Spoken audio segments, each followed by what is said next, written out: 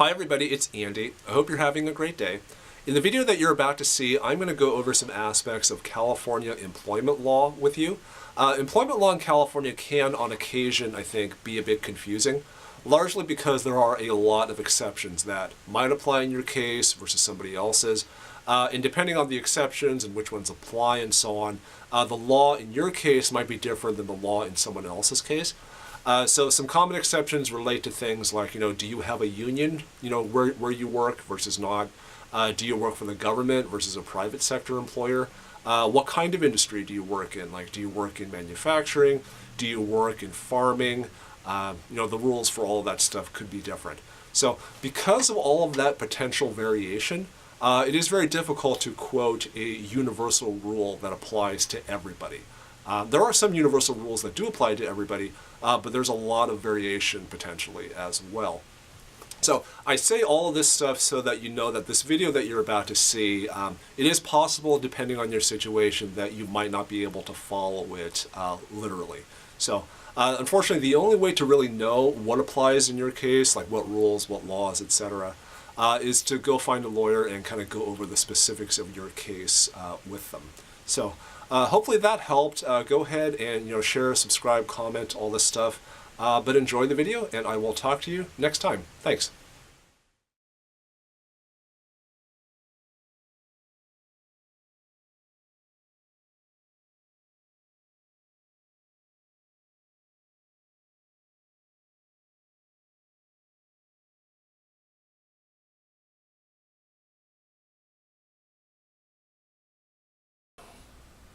Hi everybody, it's Andy, and welcome to my office in Modesto, California. I'm an attorney licensed to practice law in California as well as New York. In this video, I'm going to go over what California law requires about how often employees have to get paid. Now, if you're an employee in California, you're probably most familiar with your own pay schedule. Let's just say, for argument's sake, that you get paid every other week. That is not universal, though. So the thing is, depending on what work a person does, what industry they're in, whether or not they're part of a union, if who they work for, etc., all of that stuff can, in theory, make their paycheck cycle different than yours.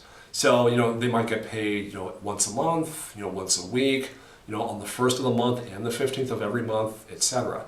So, given all of that potential variation, I think it's very prudent to wonder, well, given what I do, given who I work for, I'm being paid on this schedule, is that the right one for me? So, regardless of whether or not you are an employee or an employer, this video should hopefully be very helpful for you. All of that said then, we're going to go over several sections of the California Labor Code. They're all going to be in the low 200s, like 200 to 210, thereabouts. And as I go over each one, I'll write it up over here, as well as paste and link it down in the description for you. So go ahead and take a look at the links that I put down there, just in case you are interested. So all of that said then, let's go ahead and start with Labor Code section 204. And under 204A, for instance, it basically takes a given calendar month, let's just pick January for example, and it looks at January 1st to January the 15th, the first half of the month. Whatever work is done, whatever pay is earned during that month, has to get paid within the next 10 days. So in other words, January 1st to January 15th has to get paid between January the 16th and the 26th. And then whatever work is done, whatever pay is earned, in the second half of the month, from the 16th of January to the end, that has to get paid within the 1st to the 10th of February, like the next 10 days. So if your pay cycle happens to land exactly, first half of the month, second half of the month, the general rule is going to be 10 days. So you might kind of wonder, I guess, if you get paid on a different pay schedule that does not line up exactly with the 1st of the month and the 15th of the month, etc., what's the rule for you? That is actually under section 204 as well. And it basically says that if you are on a pay period that is different than the first half of the month, second half of the month, the general rule is that you have to get paid for a pay period within the 7 calendar days that immediately follow that pay period. So if, for example, let's just pick January again, let's just say that your pay period ends on January the 10th. If that's the case, then you have to get paid between the 10th and the 17th, for example. So that's going to be in Labor Code section 204 and 204A. I guess now having gone over the general rule, I'll tell you about one exception as well. So the thing is, if you are what is known as an executive employee, an administrative employee, or a professional employee, it is possible that you can be paid basically once in a given month. That's going to be in Labor Code section 204.2. So if that is your situation, just know that basically the last day of a given month in which you can be paid is the 26th. So the thing is, if you can be, or I guess you can be paid earlier rather, you can be paid before that, but the 26th is going to be the last day. As sort of compensation, I suppose, for employees in this situation, if you are paid once per month like this, the rule is also that you have to be paid for the entire month. So let's say that that you are paid on the 26th, the last possible day. Work that you do for the 26th to the end of the month, let's just say the end is the 31st, that has to get paid to you on the 26th also. So there are going to be a certain number of days, I guess, where you get paid ahead of time, before you've actually done the work.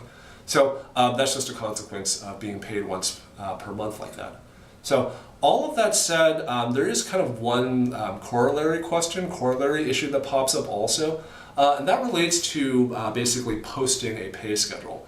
So if you're an employer and you have, well, number one, if you're an employer, you should have a regular pay schedule that you have determined and that you stick to. And then that information has to get posted. Posted in a kind of conspicuous place for all your employees to kind of be aware of. That's under Labor Code section 207. And this is important because if you don't do that, if you don't have a regular pay schedule that you post, it is actually a misdemeanor in California. And that's actually under Labor Code section 215. So yeah, I guess a lot of employers are kind of surprised to know that it becomes criminal in nature to not do certain things. So posting of a pay schedule is going to be one of those things that does end up being criminal if you don't do it.